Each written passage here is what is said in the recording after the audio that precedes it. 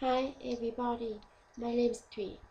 I talk with you about Facebook. In my opinion, Facebook have both advantage and disadvantage. Firstly, I talk with you about advantage of Facebook. I think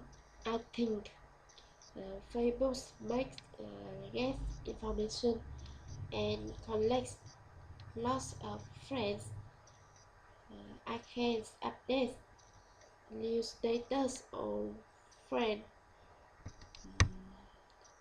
Second, Facebook discuss its rules about and a problem. I can chatting with our friends and collect with all over the world. Thirdly, Facebook does business and shopping online. Besides, Facebook have some disadvantages. Facebook waste time, money, electricity, electricity, electricity, city, electricity, and not good health, easy to be addicted of Facebook.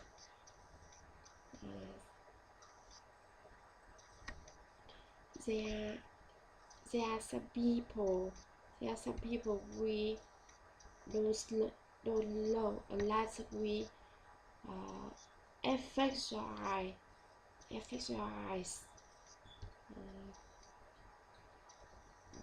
Besides, it have a advertisement. Have a advertisement make me ugly,